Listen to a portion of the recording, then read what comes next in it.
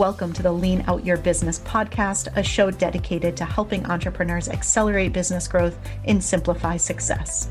I'm your host, Krista Grasso, and I've been working with businesses for more than 2 decades to help them lean out and optimize what's working while eliminating anything that's not adding value.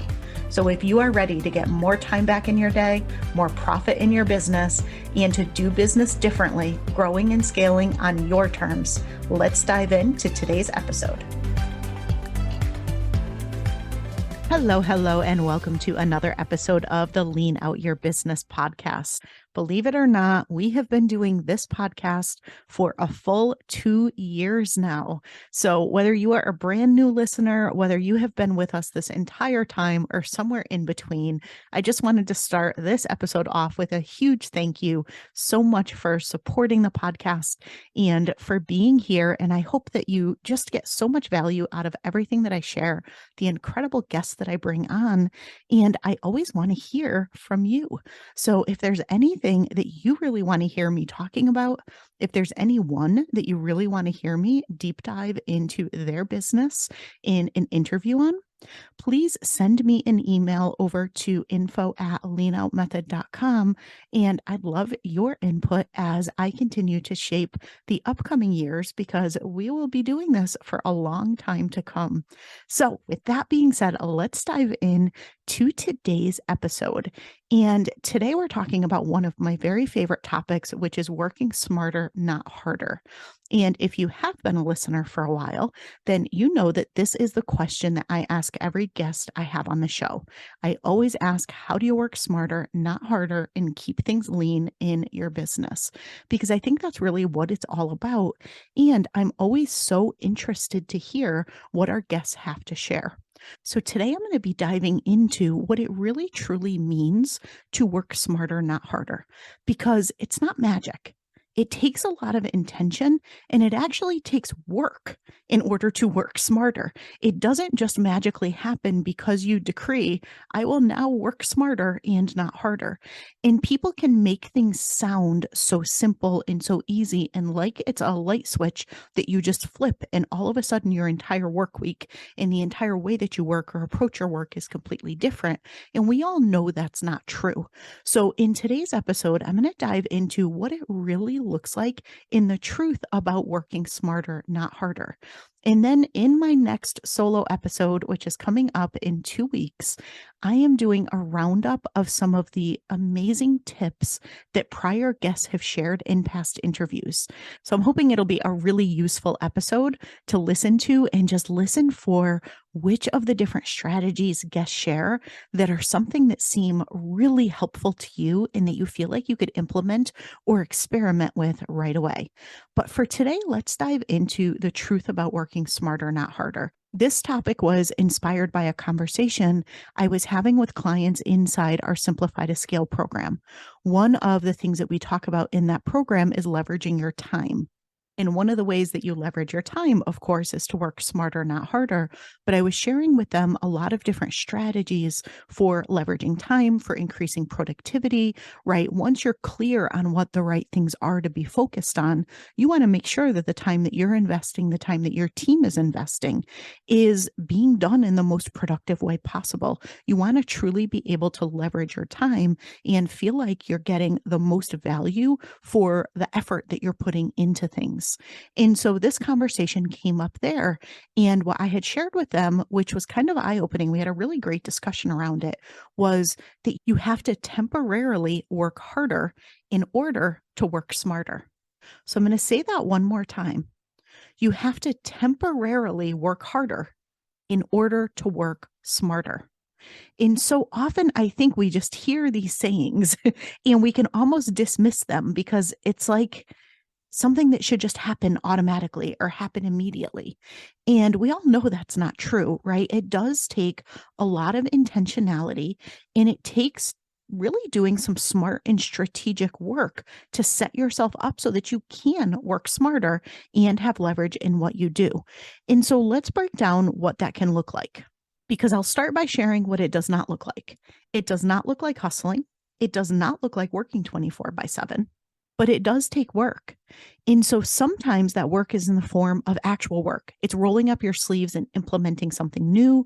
It's implementing a new tool or experimenting with a new strategy or investing time in training your team and up-leveling your team or investing money in sending your team through a training program like we do with our Ops Academy, right? Sometimes it is actual work that you're doing. Other times it's more the inner work. Maybe it's the work that you need to do to be able to lead more effectively or to be able to hire the right people and build out the right team around you, or to be able to actually step into your role as more of that visionary leader and be able to delegate more to your team. So sometimes it's not so much the rolling up your sleeves and doing work as it is the inner work for you to grow as the leader of your business. Now, an extension of that is sometimes it's just about making the tough decisions. Sometimes the work is deciding to let somebody go who's been with you for a long time, or the work is deciding to let an offer go, or reimagine an offer, or introduce a new offer, right? There's all sorts of decisions that you need to make as the CEO of your business. And sometimes those decisions are rather tough, and that feels like harder work than rolling up your sleeves and actually doing something or implementing something new, but it is the work that needs to be done. And I think the key here is this. Sometimes you do put in a little bit of extra time in order to get that time back. And if that's something that you do with your eyes wide open, you plan accordingly, it doesn't become a new way of working and it more becomes a very intentional period of time where you're doing something with a return at the end. That's a decision that you have to make. But that's not the only way to do it. You also can look at the capacity that you have and leverage the capacity based planning techniques that I talk about a lot and that I've gone into in prior episodes to make those decisions and to make that temporarily working harder still done within the capacity that you have. So you are not overworking, you are not hustling, you are not giving up all of those things that really make up your rich, fulfilled life for your business. But like I said, sometimes it's work, sometimes it's extra hours, and you do commit to those, or you and your team collectively commit to those because you know on the other side of this 2 week period or the other side of this 4 week period, you're actually going to have a whole lot less stress in what you're going to do. Things are going to be so much simpler, right? Things are going to be so much easier to deliver a better experience and value for your clients. And you just consciously make that decision to do it. But you don't have to do it that way. You can, with a lot of intention, say, here's the hours we have. And when I look at that, this is going to be more important than anything else. We are going to put these automations in place so that we can get that time back. We are going to implement this tool so that we can all as a team collaborate and see things in one place instead of having to go to multiple places to hear messages or hear updates or kind of wonder where things are at, right? And so you just have to make those decisions, but know that the idea of working smarter, not harder.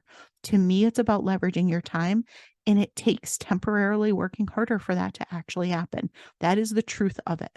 And the other truth of it is that when you do find yourself in a period where you're working harder and you know that there's a more efficient way, you know that there's something that you could automate or there's something that you could systematize, or maybe you know you've been winging it a little bit too long and you need to be a little bit more intentional with your planning, right? There's all of these things that as CEOs, we can sometimes avoid in our business. And it's typically those things that you are avoiding that are actually the things that you need to achieve your next level of success and scale. And those things are frequently the things that allow you to work smarter. Because the thing is, we all want to work smarter. Nobody wakes up and says, I want to do things harder than I need to today. I want to do things the slow, painful, complex, and completely unoptimized way. We want to be working smarter. It's just that when we have so much going on, when we're in this period where we have so much piled on our plate, or there's so much dependent on us, it can be really hard to see the way through and to create the space to temporarily work harder so that you can work smarter and get that time back. You have to put in the work, whether it's the hours or whether it's the decisions or whether it's the inner growth that you need to as the leader of your business. You really can't avoid it, but you can get to the working smarter part of things in a more simple and streamlined way.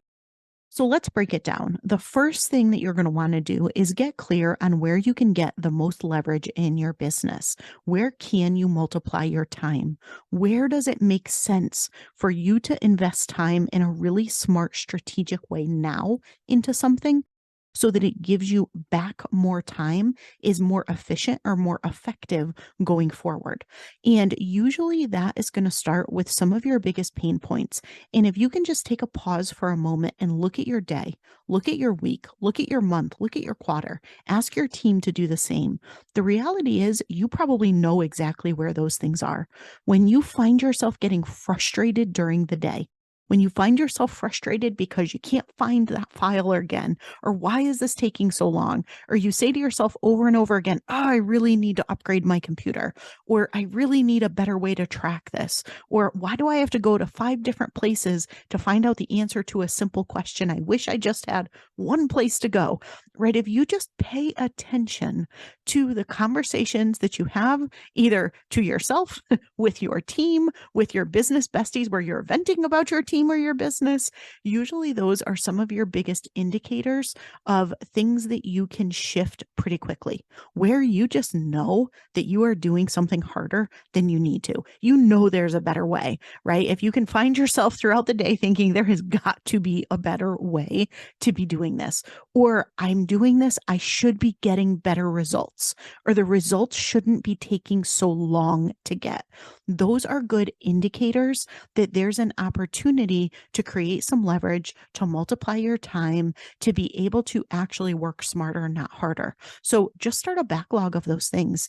If you follow a lot of the practices that I share a lot and that we deep dive into in Simplify to Scale, you probably already have an optimization backlog. If you don't, this is a great time to start one where you have a backlog of all of those different things that you can do to improve what you're doing. Well, your optimization backlog is probably filled with things that you can put in place to work smarter, not harder. So just start to notice what those things are. And then you always want to look at the thing that is going to take you the least effort and give you the most impact. So, one of the other episodes that I've done on the podcast, and again, something we do in Simplify to Scale, is we create impact effort matrices around these things. So, we look at here's all the things you could do. If you were to rate them on a scale of 1 to 5, with 1 being the least amount of effort and 5 being the most effort, and 1 being the least amount of impact and 5 being the most impact, how would you rate each of those items? And then you want to go through your list and you want to look at the one that has the lowest effort and the highest impact, because what that does is it gives you a quick win. And that quick win gives you back some time, or it gives you back some money, or it gives you back something that was really a waste in your business. And by reclaiming that, you then have that to invest in the next one. And it really does multiply the impact of what you're doing and really quickly give you some significant leverage in your business and give you the space to do something like deep dive into those 9 engines that I walk everyone through and Simplify to Scale for simple, sustainable scaling. So really look at, where can you get started? Where can you really focus to work smarter, not harder, committing to doing the work that it's going to take to get there, to not avoiding those things because you feel too busy or because you end up in a I will when, like, let me just get through this project. Let me just get through this month. Let me just get through this quarter. Let me just get through this. It becomes years and years and years that you consistently do things the hard way when you keep putting things off. So look at something that you could do right away and put some of those practices in place, leverage some of the techniques that I mentioned really quickly in this episode. And if you do really want to work smarter, not harder, as just simply the way you run your business, you want to run what I call, my tagline is I run a lean effing business, right? Effing being efficient. If you would like to truly run a lean effing business, and if you would like to consistently be working smarter, not harder, if you would like to have a simple, streamlined model, that's everything we do inside Simplify to Scale. We are currently enrolling a small number of new businesses because I am keeping this round really small circle so we can dig pretty deep into your business. So if that sounds like something that you're interested in, head over to leanoutmethod.com/scale, find out all the details, register to join us. Or if you have questions, you can put time on my calendar and we can chat about it, see if it's a good fit. You can do that anytime at leanoutmethod.com/consult.